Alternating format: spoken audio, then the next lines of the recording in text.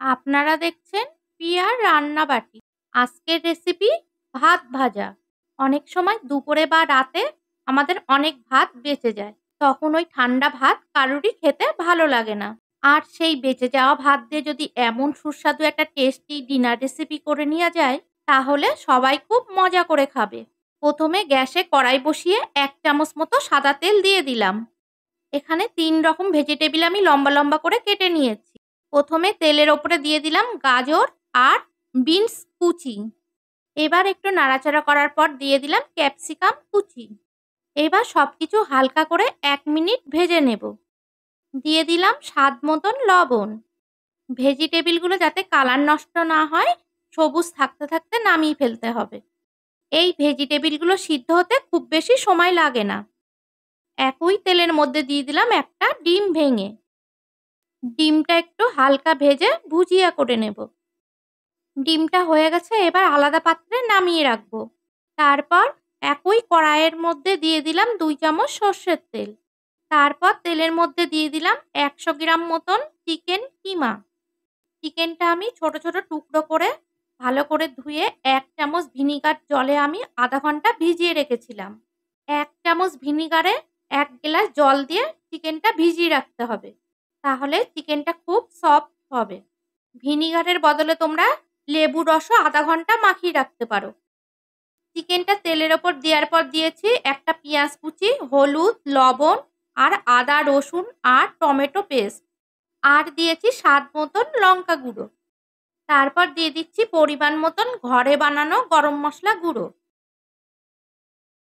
সবকিছু ১ মিনিট কষিয়ে নেওয়ার পর দিয়ে দিলাম পরিমাণ মতন জল।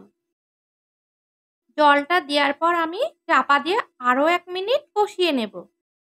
এই সময় গ্যাসের আঁচটা লো মিডিয়ামে রাখতে হবে। ১ মিনিট পর ঢাকা খুলে দিয়ে দিলাম হাফ চামচ গোলমরিচ গুঁড়ো। তারপর দিয়ে দিলাম ১ চামচ টমেটো সস। এবার সবকিছু ১ মিনিট রান্না করার পর আমি নামিয়ে নেব। দেখো চিকেনটা খুব সুন্দর গলে গেছে। চিকেনটা ঠিক এমন শুকনো শুকনো রাখতে হবে। এখানে আমি ৩ জনের মতন বেঁচে যাওয়া ভাত নিয়েছি। আমরা যে চালের ভাত খাই সেই চালেই নিয়েছি। এবার ভাতটা আমি চিকেনের মধ্যে ঢেলে দেব। এই সময় গ্যাসের আঁচটা লো মিডিয়ামে রাখতে হবে। এবার হালকা হাতে নাড়তে হবে, নয়তো রাইসটা ভেঙে যাবে। তারপর দিয়ে দিলাম ভেজে রাখা ভেজিটেবিলগুলো। দিয়ে দিলাম স্বাদ মতন লবণ আর ১ চামচ গোলমরিচ গুঁড়ো। আর দিয়ে দিলাম ১ চামচ চিনি। এবার সবকিছু হালকা হাতে মিশিয়ে নেব। এই সময় গ্যাসের আঁচটা তোমরা একদম কমিয়ে দেবে। ওপর দিয়ে দিলাম ১ চামচ ঘি। ঘিটা আমি উঁচু উঁচু ১ চামচই দিলাম। ঘিটা দিলে কি খেতে বেশি টেস্ট লাগে। এবার সবকিছু আমি কড়াইটা নাড়াচাড়া করে মিশিয়ে নিলাম।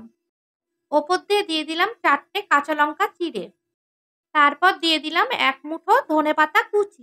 বন্ধুরা, একবার হলেও এইভাবে ভাত ভাজা করে খেয়ে দেখো। কথা দিলাম এইভাবে ভাত ভাজা আপনাদের বারবার খেতে মন চাইবে। খুব একটা সময় লাগে না, ১০ মিনিটের মধ্যেই রেডি হয়ে যায়। আজকের রেসিপিটা যদি ভালো লাগে তাহলে তোমাদের বন্ধুদের মধ্যে শেয়ার করে দিও। আর আমাকে কমেন্ট করতে ভুলো না।